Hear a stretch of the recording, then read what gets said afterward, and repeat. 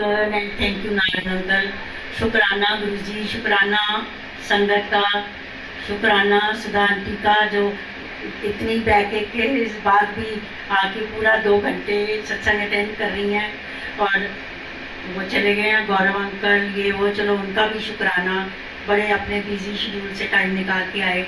आज थोड़ा सा मैं ज़्यादा नहीं करूँगी क्योंकि मैं बहुत ज़्यादा लंबा सत्संग कर देती हूँ। मैं एक छोटा सा, क्योंकि कैंसर की बात हुई है तो मैं आज ज़रूर बताऊँगी। सबको पता है शायद, मेरे हस्बैंड जो बैठे हैं यहाँ पे, इनको 3-4 साल पहले कैंसर डिटेक्ट हुआ।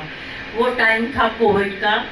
वो बच्चों को हमने उदयपुर शिफ्ट कर दिया था कि चलो स्कूल बंद है तो इतना कोविड है, वहाँ उदयपुर में नहीं था।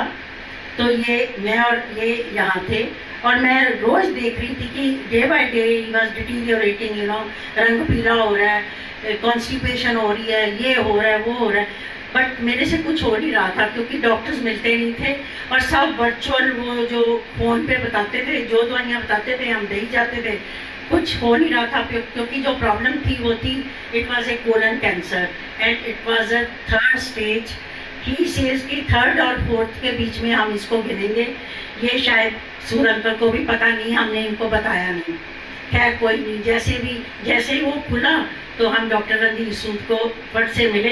उसने तो देखते ही 2 टेस्ट कराए, उसने तो क्लोनोस्कोपी कराई और डिक्लेयर कर दिया। चलो कोई बात नहीं, एक बार तो शॉक लगता ही है।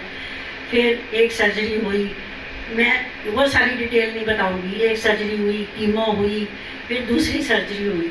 सब ने बोला इनको कि दूसरी सर्जरी 1 साल से पहले नहीं करनी चाहिए, but he was getting panicky, stoma bag लग गया था। रोज परेशान हो रहे थे। तो इनको लगा कि ज़िंदगी रिस्क पे डाल दूंगा पर मेरी तो सर्जरी करा दो। हमने भी चलो कहा कि इतनी जिद कर रहे हैं। दूसरी सर्जरी जब हुई तो थोड़ा काम खराब हो गया, मतलब इन्फेक्शन हो गई, चेस्ट इन्फेक्शन। आपको पता है सबसे ज़्यादा इन्फेक्शन आपको जो सर्जरी के अंदर जो हॉल होता है जहाँ पे वो करते हैं, वहाँ से इन्फेक्शन आप कैच करते हो। वहाँ से कर ली, इतना ज़्यादा हो गया कि इनको आईसीयू में शिफ्ट कर दिया। अब जो मैं गुरुजी के प्रसाद की महिमा या गुरुजी के जो जल प्रसाद की महिमा उस पे आऊँगी कि जो कमाल उन्होंने किया, वो प्रसाद मेरे को दिया सुधा आंटी ने। वो प्रसाद मेरे को गुरुजी के अंदर, मंदिर के अंदर जो जल प्रसाद रखते हैं वो उन्होंने दिया। और हुआ क्या कि इनको आईसीयू में शिफ्ट किया हुआ था। तो मंडे का दिन था तो मैं अपनी डॉटर इन लॉ को बोला, मैंने कहा आप बेटे थोड़ी देर बैठो, मेदांता में थे हम लोग, मैं जरा मत्था टेक के आई। मैं अभी निकली तो वो डॉक्टर के पीछे पैनिक फ़ोन आने लगे, जी हम तो इनको वेंटिलेटर पे डाल रहे हैं, ही इज़ नॉट इम्प्रूविंग। तो पता नहीं जैसे गुरु जी ने कौन सी मेरे को शक्ति दी, मैं बिल्कुल घबराई नहीं।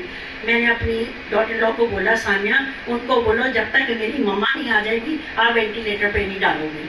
कितनी हिम्मत और क्या पता नहीं कितनी मैं नॉर्मल थी, जिससे मेरे को लगा कि कोई बात नहीं, जो गुरुजी करेंगे वो ठीक करेंगे। जैसे उन्होंने कहा जो तुसी दिता ओदा भी शुक्राना, जो तुसी नहीं दिता ओदा भी शुक्राना। ये चीज़ जो हमने सीख लिया ना, मेरा ख्याल ये वो चीज़ थी जो मेरे साथ चल रही थी। कोई गल नहीं, जो गुरुजी की मर्जी पर मेरे को था, मैंने मत्था भी टेक के आना है। और जल प्रसाद और जो आंटी प्रसाद देती है अंदर गुरुजी के, सचखंड का प्रसाद, आप बिलीव नहीं करोगे, सचखंड का प्रसाद मेरे पास भी है, पर मेरे पास इतना टाइम नहीं था कि मैं वहाँ से घर आती लेके जाती। आंटी ने मेरे को दिया, अंदर का जल प्रसाद दिया, मैं लेके ना, मैं कहा चलो चलती हूँ, आप देखते हैं। वो बहुत पैनिक कर रहे थे, साइन करो साइन करो साइन करो। मैं जब गई मैंने कहा हाँ जी बताइए। कहते जी साइन करो, हम इनको वेंटिलेटर पर डाल रहे हैं। मैं कहा देखिए मैं साइन कर दूंगी, मेरे को 2 मिनट अपने हस्बैंड को मिलना है, मेरे को उनसे बात करनी है।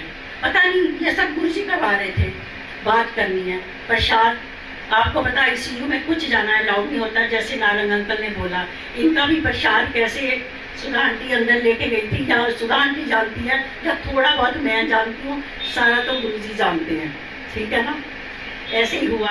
अंकल के लिए मेरी पॉकेट थी, शर्ट की पॉकेट थी, उसमें छोटी सी जो आंटी ने वो दिया मेरे को, वो डाला, एक मैंने छोटा प्रसाद डाला, चलेगी वो तो उन्होंने चेक किया नहीं। तो मैंने कर्टन किया, अंकल के मुंह में थोड़ा जल प्रसाद डाला, थोड़ा सा ये डाला, नर्सरी से का ज्ञानी गुरु जी ने इधर उधर कर दिया, उनको कुछ नहीं दिखा, वरना कोई अलाउड नहीं होता कि आप आईसीयू में जाके ये काम करो। चलो मैं करके ना मैं बाहर आ गई। रूटीन में मैंने बोला, मैं क्या लाइए जी कौन सा पेपर है, कहाँ साइन करने हैं।